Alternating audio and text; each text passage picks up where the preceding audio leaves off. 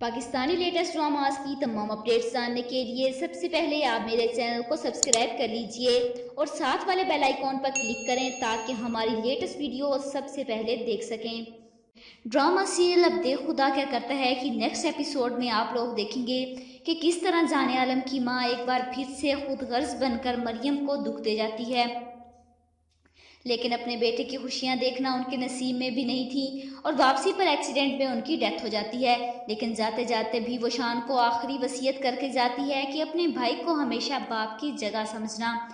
दूसरी तरफ आप लोग देखेंगे कि मलिक मरी पहुंच जाता है, जिसे देखकर मरियम खुशी से चीख उठती है और भाई आप हमना भी अपने बाबा को देखकर बहुत खुश होती है और भागकर उनसे लेप लिपट जाती है। मलिक को जब पता चलता है कि जाने आलम की अम्मी की डेथ हो गई है तो वो आलम सर से मिलने उनके घर जाते हैं।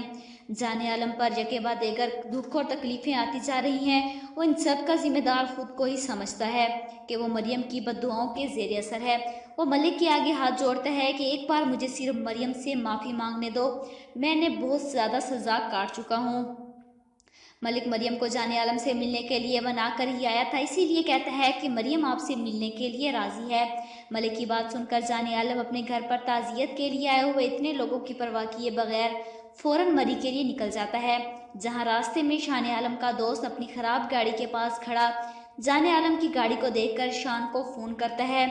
शान ये सुनकर हैरान रह जाता है कि भाई की गाड़ी मरियम मरी में देखी है, लेकिन वो वहां क्या करने गए हैं। मलिक जाने आलम को लेकर मरियम के पास पहुंचता है। क्या लगता है आप लोगों को, क्या मरियम किस वजह से अपने माँ बाप और अपनी इज्जत के कातिल से मिलने के लिए राजी हुई है? कमेंट बॉक्स में अपनी राय का इजहार जरूर कीजिएगा और साथ ही साथ मेरे चैनल को सब्सक्राइब कीजिएगा। Thanks for watching.